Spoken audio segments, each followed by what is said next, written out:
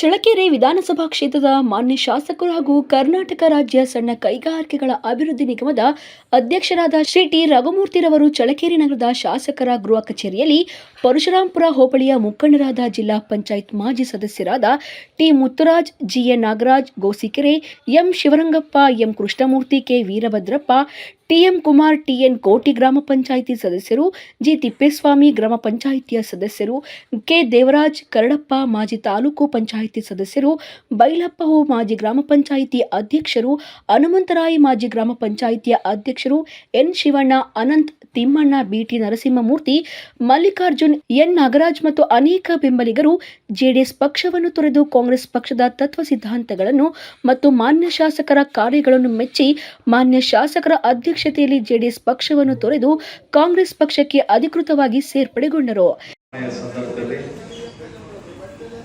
ಇವತ್ತಿನ ಪಕ್ಷ ಸೇರ್ಪಡೆ ಸಮಾರಂಭ.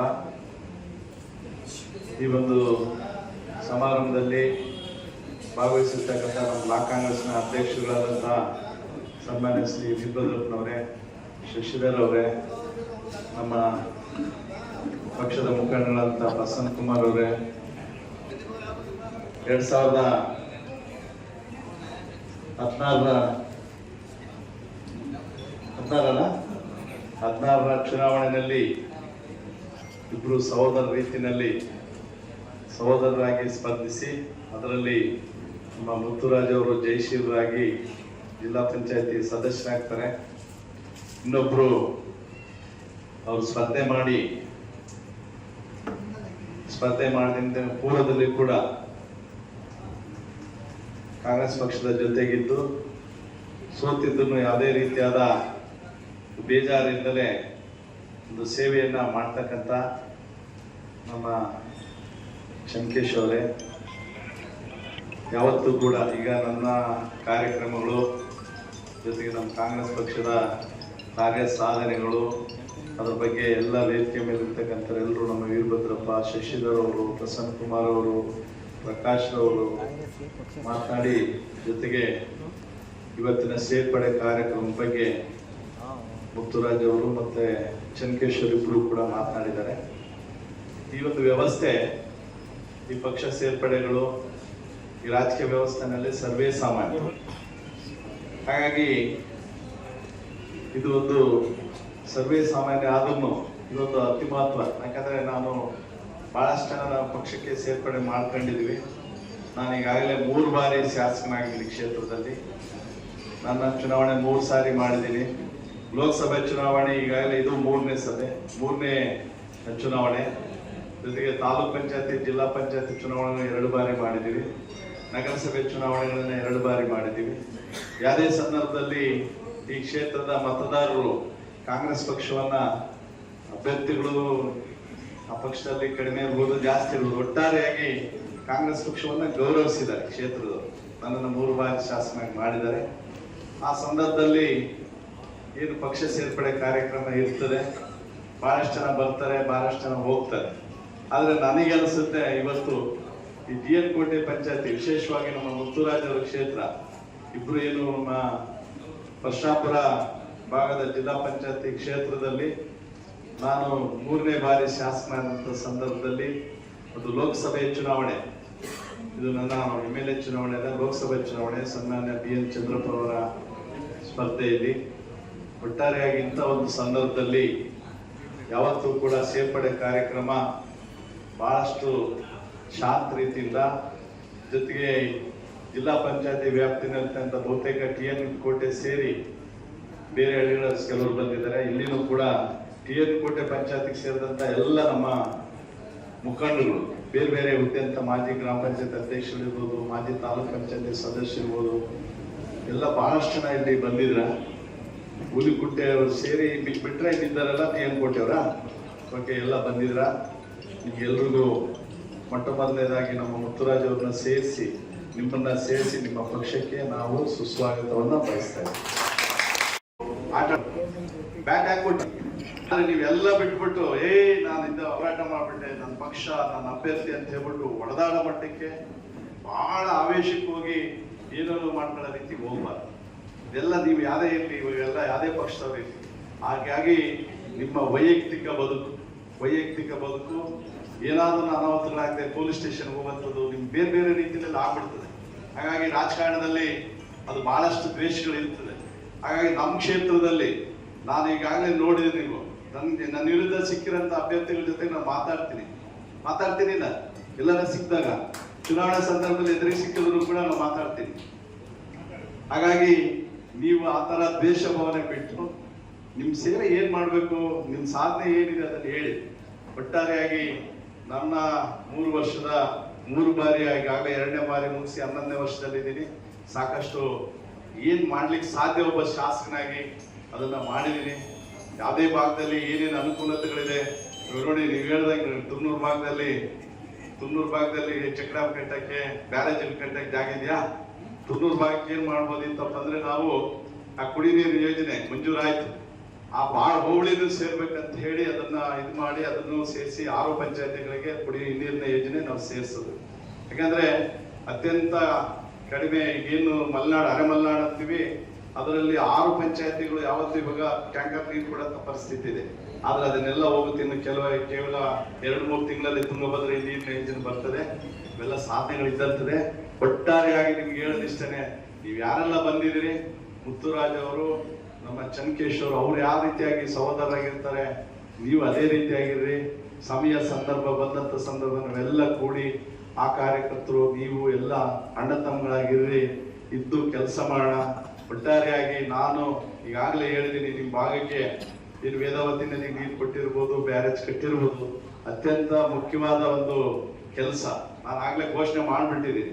ನನ್ನ ಕೈಲಿ ಏನಾದ್ರೂ ನಿಮಗೆ ತಾಲೂಕು ಈ ಸಂದರ್ಭದಲ್ಲಿ ನಮ್ಮ ಅಧಿಕಾರಕ್ಕೆ ಬಂದು ನಾನು ಹೇಳಿದ್ದೆ, ನಾನೊಂದು ಗ್ಯಾರಂಟಿ ಕೊಟ್ಟಿದ್ದೆ, ನಿಮಗೆ ಮಾಡೇ ಮಾಡ್ತೀವಿ ಅಂತ. ಮಾಡಲಿಲ್ಲ ಅಂದ್ರೆ ನಾನು ಮುಂದೆ ಬಂದು ನಿಮ್ಮನ್ನ ಇನ್ನೊಂದ್ಸಾರಿ MLA ಮಾಡ್ರಿ ಅಂತ ಕೇಳಲ್ಲ ಅಂತ ಹೇಳಿದ್ದಲ್ಲ. ವಿಧಾನಸಭೆಯಲ್ಲಿ ನಾನು ಏನು ಹೇಳಿದ್ದೀನಿ ಅದನ್ನ ವಿಧಾನಸಭೆಯಲ್ಲಿ ಹೇಳಿದ್ದೀನಿ, ಮುಂದೆನೂ ಹೇಳ್ತೀನಿ. ನನಗೆ ವಿರೋಧ ಪಕ್ಷದವರೇ ನೆನಪು ಮಾಡೋದು ಬೇಕಾಗಿಲ್ಲ. ನನ್ನ ಉದ್ದೇಶ ಇಷ್ಟಪಟ್ಟು ಮಾಡೋಂಥದ್ದು, ಕಷ್ಟಪಟ್ಟಲ್ಲ, ಅಧಿಕಾರಕ್ಕೋಸ್ಕರ ಅಲ್ಲ. ಖಂಡಿತವಾಗ್ಲೂ ಅದನ್ನೆಲ್ಲ ನಮ್ಮ ಮುಖ್ಯಮಂತ್ರಿಗಳಿಗೆ ಎಲ್ಲರಿಗೂ ತಿಳಿಸಿದ್ದೀವಿ. ವಿಧಾನಸೌಧದಲ್ಲೂ ರೆಕಾರ್ಡ್ ಆಗಿದೆ.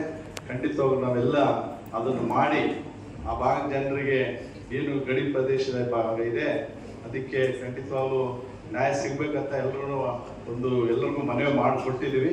ಹಾಗಾಗಿ ಅದು ಒಂದು ಇರಲಿ. ಒಟ್ಟಾರೆಯಾಗಿ ನೀವು ಎಲ್ಲ ಸೇರಿ ಯಾವತ್ತೂ ಕೂಡ ಏನೇ ಇದ್ರು ಚರ್ಚೆ ಮಾಡಿ ನಮ್ಮ ಗಮನಕ್ಕೆ ತರ್ರಿ. ನೀವೇ ಅಲ್ಲೇ ಬೇರೆ ರೀತಿ ಇದು ಮಾಡ್ಕೋಬೇಡಿ. ಅವ್ರಿಗೂ ಕೂಡ ಮೊದಲು ಯಾವತ್ತು ನಾನೇನು ಈಗಾಗಲೇ ನಾನು ಹೇಳಿದೆ, ಯಾವತ್ತೂ ನಾನು ಹೇಳ್ತಾ ಇರ್ತೇನೆ, ನನಗೆ 2009ರಲ್ಲಿ 8ರಲ್ಲಿ ಟಿಕೆಟ್ಸ್ ಇಲ್ಲ, 9ರಿಂದ ನಾನು ಆರ್ಗನೈಸೇಷನ್ ಶುರು ಮಾಡಿದೆ. ಅವತ್ತಿಂದ ನನ್ನ ಜೊತೆಗೆ ಬಹಳಷ್ಟು ಜನ ಇದ್ದಾರೆ. ಅವ್ರು ಯಾವಾಗ ನಾವು ಓದಂತ ಸಂದರ್ಭದಲ್ಲಿ ಅವ್ರು ಏನೇ ಇದ್ರು ಕೂಡ ನಮ್ಮ ಮನೆಯಲ್ಲಿ ಯಾರ ಬಿಟ್ಟರೆ ಯಾವುದೇ ಅವ್ರನ್ನ ಸಂತೈಸ್ತೀವಿ, ಆ ರೀತಿಯಾಗಿ ನಾನು ತಗೊಳ್ತೀನಿ. ಮತ್ತೆ ಕೆಲವು ಬರ್ತಾರೆ, ಬಂದ್ಬಿಟ್ಟು ಹೋಗ್ಬಿಡ್ತಾರೆ ಬೇಜಾರಾಗಿ. ನೀವು ಯಾವತ್ತೂ ಕೂಡ ನಾವು ಹೊರಗಿನರಂತ ಟ್ರೀಟ್ ಮಾಡ್ತಾ ಅಂತ ಯಾವತ್ತೂ ಭಾವಿಸಬಾರ್ದು ನೀವು. ಹಾಗಾಗಿ ನಾನು ಯಾಕೆ ಹೇಳ್ತಾ ಇದ್ದೀನಿ ಅಂದ್ರೆ, ಮುಂದೆ ಬರ್ತವೆ. ಇವತ್ತು ಸಮಾರಂಭ ಆಗ್ತದೆ, ಸಮಾರಂಭ ಆದ ನಂತರ ಯಾರೊಬ್ಬರೇನೋ ಮಾತಾಡ್ತಾರೆ, ಬಿಡಲೇ ನಾವೇನು ಹೋಗಿಲ್ಲ, ಬಿಡ ಇನ್ನ ಅವರೇ ಬಂದಾರೆ ಅನ್ನೋದು ಯಾವುದೋ ಮಾತಿಗೆ ಏನೇನು ಆವೇಶಕ್ಕೆ ಹೋಗಬೇಡಿ. ಅದನ್ನ ದೊಡ್ಡದು ಮಾಡಬೇಡಿ, ತಾಳ್ಮೆ ಇರಲಿ. ನೀವೆಲ್ಲ ಸೇರಿ, ನಿಮ್ಗೆಲ್ಲ ಗೊತ್ತಿರುವಂತೆ ನಮ್ಮ ಅಭ್ಯರ್ಥಿ BH ಚಂದ್ರಪ್ಪನವರು ಎಲ್ರಿಗೂ ಚಿರಪರಿಚಿತರಿದ್ದಾರೆ. ಅವರಾಗಲೇ ಮಾಜಿ ಸಂಸದರಾಗಿದ್ದಾರೆ. ಈ ಚುನಾವಣೆಯಲ್ಲಿ ಯಾಕೆ ಹೇಳ್ತಾ ಇದ್ದೀನಿ ಅಂದ್ರೆ, ನೋಡಿ, ನಮ್ದು JDS ಕಾಂಗ್ರೆಸ್ ಅಲಯನ್ಸ್ ಇತ್ತು. ನಾವು ಭಾವಿಸಿದ್ದೆ ಏನಪ್ಪ, ನಮ್ದೆಲ್ಲ JDSನವರು ಕಾಂಗ್ರೆಸ್ ಅವರು ಸೇರಿದ್ರೆ ಸುಮಾರು 1.5 ಲಕ್ಷ ಮತಗಳಾಗ್ತಿದ್ವು. ಹೌದಿಲ್ಲ? ನಾನು ಫಸ್ಟ್ ಸೆಕೆಂಡ್ ಪ್ಲೇಸು JDS, ಆದ್ರೆ ಆಗ್ಲಿಲ್ಲ. ಆದ್ರೆ ನಾನು ಅದಕ್ಕೆ ಕಾರಣ ಕಂಡುಕೊಂಡಿರೋದು ಕಾರ್ಯಕರ್ತರು ಎಷ್ಟು ಮುಖ್ಯ ಅಂತ ಹೇಳಿ. ನಿಮಗೆ ವೈಯಕ್ತಿಕವಾಗಿ ನಿಮಗೆ ಕಾಂಗ್ರೆಸ್ ಕಾರ್ಯಕರ್ತರ ವಿರುದ್ಧ ಇರ್ತದೆ.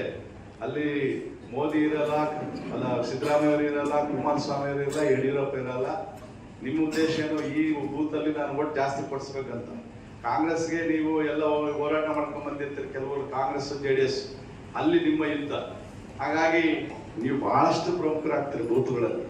ಅದೇ ಕಾರಣಕ್ಕೆ ನಾವೇನು ಎಕ್ಸ್ಪೆಕ್ಟ್ ಮಾಡಿದ್ವಿ, ಅಲ್ಲೆಲ್ಲ ಕೋಲೇಷನ್ ಗೌರ್ಮೆಂಟ್ ಇದ್ರು ಕೂಡ, ಹೊಂದಾಣಿಕೆ ಇದ್ರು ಕೂಡ ಬಂದಿದ್ದ ಮತಗಳೆಷ್ಟು, ಕೇವಲ 3,000. ಹಾಗಾಗಿ ನೀವೆಲ್ಲ ಬಂದಿದ್ರ, ಖಂಡಿತವಾಗ್ಲೂ ನಿಮ್ಮ ಮೇಲೆ ಬಹಳಷ್ಟು ನಮಗೆ ಭರವಸೆ, ನಮ್ಮ ಪಕ್ಷಕ್ಕೆ, ನಮ್ಮ ಪಕ್ಷದ ಅಭ್ಯರ್ಥಿಗೆ ನೀವೆಲ್ಲ ಹೆಚ್ಚಿನದಾಗಿ ಮಾತಾಡಿ. ನಾವೆಲ್ಲ ಇನ್ನು 4 ವರ್ಷ ಸರ್ಕಾರದಲ್ಲಿ ಏನೆಲ್ಲ ನಿಮ್ಮ ಭಾಗಕ್ಕೆ ಅಭಿವೃದ್ಧಿ ಕೆಲಸಗಳಾಗಬೇಕು ಅದನ್ನು ಮಾಡೋಣ.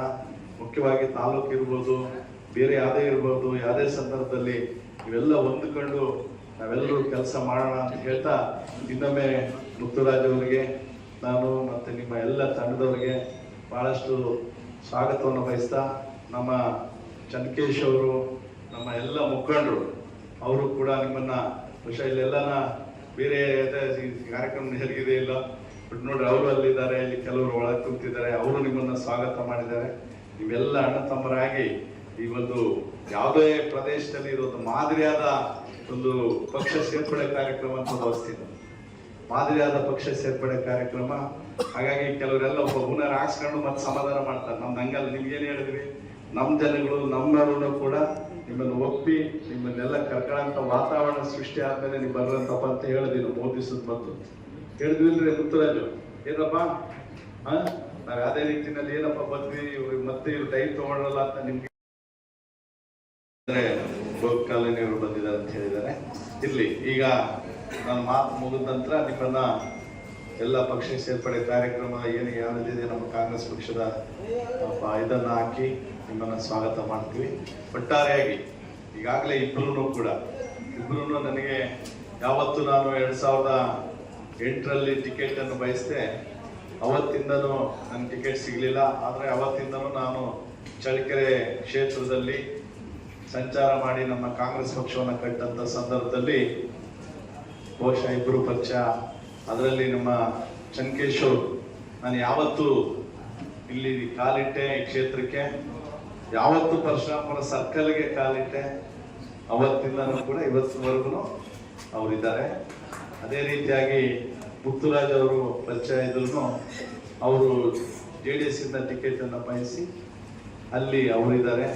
ಒಟ್ಟಾರೆಯಾಗಿ ನಾನು ಯಾವುದೇ ಸಂದರ್ಭದಲ್ಲಿ, ಎಂಥದೇ ಸಂದರ್ಭದಲ್ಲಿ, ನಾನು ಚುನಾವಣೆ ಸಂದರ್ಭದಲ್ಲಿ ನಾನು ಜಾಸ್ತಿ ಯಾರಿಗೂ ವೈಯಕ್ತಿಕವಾಗಿ ಯಾರನ್ನೂ ಟೀಕೆ ಮಾಡದೆ ನಮ್ಮ ಅಭಿವೃದ್ಧಿ ಕೆಲಸಗಳನ್ನ ಹೇಳಿ ಮತವನ್ನು ಪಡಿತೀವಿ. ಚುನಾವಣೆ ಆದ ನಂತರ ಓಟ್ ಹಾಕ್ತಿದ್ದವ್ರಿಗೂ ಕೂಡ ನೀವೆಲ್ಲ ಗಮನಿಸಿದಿರ, ಓಟ್ ಹಾಕ್ದೇ ಇರಲಿ, ಆ ಭಾಗದಲ್ಲಿ ನಮಗೆ ಯಾವುದೇ ಓಟ್ ಬಂದಿರಲಿ, ಕಡಿಮೆ ಬಂದಿರಲಿ, ಏನು ಅವಶ್ಯಕತೆ ಇದೆ ಅವಶ್ಯಕತೆಗೆ ಅನುಗುಣವಾಗಿ ನಾವು ಅಭಿವೃದ್ಧಿ ಕೆಲಸಗಳನ್ನ ಮಾಡಿರ್ತಕ್ಕಂಥದ್ದು ತಾವೆಲ್ಲರೂ ಕಂಡಿದ್ದಾರೆ. ಬಹುಶಃ ಅದನ್ನೆಲ್ಲ ಈ ಪಕ್ಷ ಸೇರ್ಪಡೆ ಸಂದರ್ಭದಲ್ಲಿ, ಕೆಲವೊಂದು ಸಂದರ್ಭದಲ್ಲಿ ಆ ಪಕ್ಷದಲ್ಲಿದ್ದೂ ನನಗೆ ವಿರೋಧ ಅನ್ನೋದಕ್ಕಿಂತ ಆ ಪಕ್ಷದ ನಿಷ್ಠೆ, ನೀವಾಗಲೇ ಹೇಳಿದ್ರು, ನಮ್ಮ ಚನ್ಕೇಶ್ ಅವರು ಹೇಳಿದ್ರು, ಬಹುಶಃ JDS ಪಕ್ಷದಲ್ಲಿರ್ತಕ್ಕಂಥ ಇವರೆಲ್ಲ ಪರಿಚಯ ಇರ್ತಕ್ಕಂಥವ್ರೆ, ಅವರೆಲ್ಲ ಪಕ್ಷ ನಿಷ್ಠೆಗೆ ಮಾಡಿದ್ದಾರೆ ಅಂತ ತಿಳಿತೀನಿ. ನಾನು ಯಾವತ್ತೂ ಕೂಡ ಬೇರೆ ಪಕ್ಷದವರು ನನ್ನ ವಿರೋಧಿಗಳು, ನನ್ನ ವಿರೋಧ ಅಂದ್ರೆ ಆ ಪಕ್ಷದ ಅಭ್ಯರ್ಥಿ ಗೆಲ್ಬೇಕಂತ ಮಾಡ್ತಾರೆ ಎಲ್ಲರೂ, ನಾನು ಆ ರೀತಿ ಭಾವಿದ್ದೀನಿ. ಕೆಲವರು ಮಾತ್ರ, ಅದರಲ್ಲಿ ಎಕ್ಸೆಪ್ಷನ್, ಕೆಲವರು ಬಹಳಷ್ಟು ರಾಜಕೀಯ ದ್ವೇಷ ಸಿಕ್ಕಾಬಟ್ಟೆ ಏನೋ ಯಾವುದೇ ರೀತಿಯಲ್ಲಿ ಬಹಳಷ್ಟು ಜನ 100ಕ್ಕೆ 90 ಪಕ್ಷ ಮೇಲ್ಪಟ್ಟವರು ಆ ಪಕ್ಷದಲ್ಲಿ ಇರ್ತಕ್ಕಂಥ ಗೆಲ್ಬೇಕಂತ ಮಾಡ್ತಾರೆ. ಜೊತೆಗೆ ನಮ್ಮ ಎಲ್ಲ ಇವತ್ತು ಕಾಂಗ್ರೆಸ್ ಪಕ್ಷದ ಯಾವತ್ತೂ ಮೊದಲಿಂದಲೂ ಕೂಡ ನಮ್ಮ ಜೊತೆಲಿದ್ದು ನಮ್ಮ ಪಕ್ಷ ಕಟ್ಟಂತ ಸಂದರ್ಭದಲ್ಲಿ ಸೇರಿ 3 ಬಾರಿ ನನಗೆ ಮತ ಹಾಕಿರ್ತಕ್ಕಂಥ ನಮ್ಮ ಕಾರ್ಯಕರ್ತರು ಕೂಡ ಇಲ್ಲಿ ಕೆಲವರು ಇದ್ದಾರೆ, ಕೆಳಗಡೆ ಒಳಗೆ ಕೂತಿದ್ದಾರೆ. ಅಂಥವ್ರೆಲ್ಲರೂ ಕೂಡ ಗಮನಿಸೋದಿಷ್ಟೇ, ನಾನು ಯಾವತ್ತೂ ಹೇಳೋದಿಷ್ಟೇನೆ, ನಾವು ದ್ವೇಷದಿಂದ ಏನು ಸಾಧನೆ ಮಾಡ್ಲಿಕ್ಕೆ ಆಗಲ್ಲ. ಬಹುಶಃ ಈ ಕ್ಷೇತ್ರದಲ್ಲಿ ನಾವೇನಾದ್ರೂ ದ್ವೇಷಕ್ಕೆ ಅಥವಾ ಆವೇಶಕ್ಕೆ ನಾನು ಒಳಗಾದ್ರೆ, ಆ ಆವೇಶಕ್ಕೆ ನಾನೇ ಒಳಗಾದ್ರೆ ನಮ್ಮ ಕ್ಷೇತ್ರನೇ ಒಳಗಾಗ್ತದೆ, ಜಾತಿ ಜನಾಂಗಗಳ ಮಧ್ಯೆ ವೈಷಮ್ಯ ಆಗ್ತದೆ, ಪಕ್ಷಗಳ ಮಧ್ಯೆ ಬಡದಾಟ ಅಷ್ಟೇ ಆಗ್ತದೆ, ನಾವೇನು ಸಾಧನೆ ಮಾಡ್ಲಿಕ್ಕೆ ಆಗಲ್ಲ. ಹಾಗಾಗಿ ಕೆಲವೊಂದು ಸಂದರ್ಭದಲ್ಲಿ, ಕ್ಲಿಷ್ಟಕರ ಸಂದರ್ಭದಲ್ಲಿ ಬಹಳಷ್ಟು ತಾಳ್ಮೆ ವಹಿಸಿ ಆ ಸಮಸ್ಯೆಗಳನ್ನ, ಆ ಸಂದರ್ಭಗಳನ್ನ ಯಾವುದೇ ರೀತಿಯಾಗಿ ಸಾರ್ವಜನಿಕರಿಗೆ ತೊಂದರೆ ಆಗದ ರೀತಿಯಲ್ಲಿ ನಾನು ನೋಡಿದ್ದೀನಿ. ಕೆಲವರು ನಮ್ಮ ಮೇಲೆ ಕೊಲೆಗಾರನ ಪಟ್ಟಣ ಕೂಡ ವಹಿಸಿದ್ದಾರೆ ರಾಜಕಾರಣಕ್ಕೋಸ್ಕರ. ನನ್ನನ್ನ ಕೊಲೆಗಾರ, ನಾನೆಲ್ಲ ಒಂದ್ ಕಡೆ ರೌಡಿ ಅನ್ನೋ ರೀತಿಯಲ್ಲೂ ಬಿಂಬಿಸಿ ಮತಗಳನ್ನ ಪಡೆಯಲಿಕ್ಕೆ.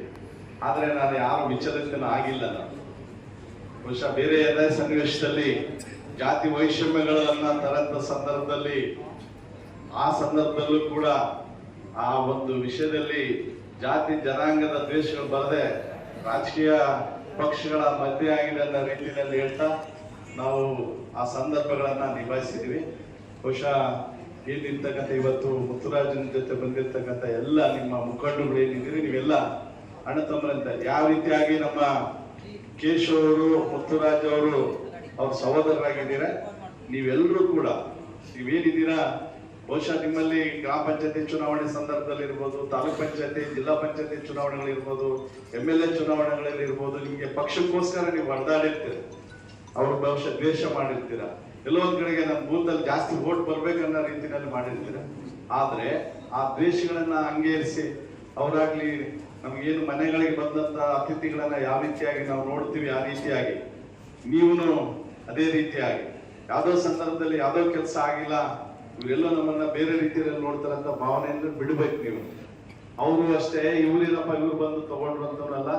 ಇದು ಒಂಥರ ರಾಜಕೀಯದ ಯಾವುದೇ ಸಂದರ್ಭದಲ್ಲಿ ನಾವು ನಮ್ಮ ವೈಯಕ್ತಿಕ ಈರ್ಷೆ ಎಗೋಯಿಸಮ್ ಅಂತ ನಾವು ಅಂತೀವಿ. ನಂದೇ ಆಗ್ಬೇಕು, ನಮ್ದು ಆಗ್ಲಿಲ್ಲ, ಎಲ್ಲೊಂದ್ ಕಡೆಗೆ ಇಲ್ಲ ಬಿಡ್ರಿ ಅವ್ರಿಗೆ ಮಾಡ್ತಾರೆ. ಆದ್ರೆ ಅದನ್ನ ನೀವು ನೋಡಿ, ಈಗಾಗಲೇ ಇಬ್ರು ಮಾತುಗಳನ್ನ ಕೇಳಿದ್ರಿ. ನಮ್ ಚಂಕೇಶ್ ಅವರು ಹೇಳಿದ್ರು, ಮುತ್ತುರಾಜ್ ಅವರು ಹೇಳಿದ್ರು, ಯಾವುದೇ ಕಂಡೀಷನ್ಗಳು ನಾವು ಯಾವತ್ತೂ ಕೂಡ ನಮ್ಗೆ ಯಾವುದೇ ಸಂದರ್ಭ ಸ್ಥಾನಮಾನಗಳು ಸಿಗ್ಬೇಕಾದ್ರೆ ನಾವು ಯಾವ ರೀತಿಯಾಗಿ ವರ್ತನೆ ಮಾಡ್ತೀವಿ, ನಾವು ಯಾವ ರೀತಿಯಾಗಿ ಸೇವೆ ಮಾಡ್ತೀವಿ ಸಾರ್ವಜನಿಕರೊಂದಿಗೆ, ಮುಖಂಡರುಗಳೊಂದಿಗೆ, ಅದನ್ನ ನೋಡಿ ನಮ್ಗೆ ಸ್ಥಾನಮಾನ ಸಿಗ್ತದೆ. ಕೆಲವೊಂದು ಸಂದರ್ಭದಲ್ಲಿ ಎಲ್ಲ ಇದ್ದರೂ ಕೂಡ ಕೆಲವು ಸಂದರ್ಭದಲ್ಲಿ ಸ್ವಲ್ಪ ಅವ್ರಿಗೆ ಸಿಗಲ್ಲ.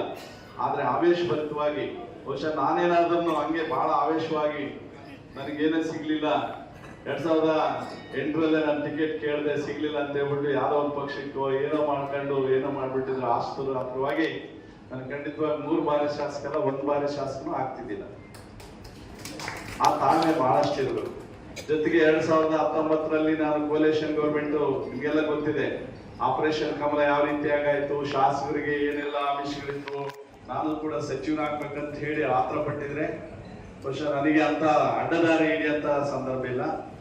ಹಾಗಾಗಿ ನೀವುಗಳು ಅಷ್ಟೇನೆ, ನಿಮ್ಗೆ ಏನಾದ್ರು ಗ್ರಾಮ ಪಂಚಾಯತಿ ಇದ್ರಲ್ಲಿ ಟಿಕೆಟ್ ಸಿಗ್ಲಿಲ್ಲ, TP-ನಲ್ಲಿ ಸಿಗ್ಲಿಲ್ಲ, ಇನ್ನೊಂದ್ರಲ್ಲಿ ಸಿಗ್ಲಿಲ್ಲ ಅಂತ ಹೇಳಿ ಅನ್ನೋದಲ್ಲ, ಖಂಡಿತವಾಗ್ಲೂ ನಮ್ಗೆ ಸಿಗಂತ ಒಂದು ವ್ಯವಸ್ಥೆ ಸಿಗ್ತದೆ.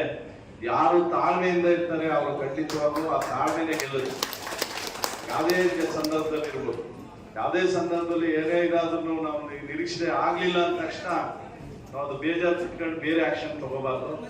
ಜೊತೆಗೆ ರಾಜಕೀಯವಾಗಿ ನಾವೇನ್ ಬಂದಿರ್ತೀವಿ, ನಾವು ವೈಯಕ್ತಿಕವಾಗಿ ಯಾವತ್ತೂ ಕೂಡ ಚಿಂತೆ ಮಾಡ್ಬಾರ್ದು. ನಾನು ಬೇರೆಯವ್ರಿಗೋಸ್ಕರ ಇದೇನು ಕೂಡ ನೀವೇನ್ ಹೇಳ್ತೀರಿ ವೈಯಕ್ತಿಕವಾಗಿ, ನಾನ್ ಯಾಕೆ ಅವನ ಮನೆ ಮುಂದೆ ಮಾತಾಡ್ಬೇಕು, ಅವ್ನಿಗೆ ಯಾಕೆ ನಾನ್ ಮಾತಾಡ್ಸ್ಬೇಕು, ಅವ್ರಿಗೆ ಯಾಕೆ ತಲೆ ತಗ್ಸ್ಬೇಕು.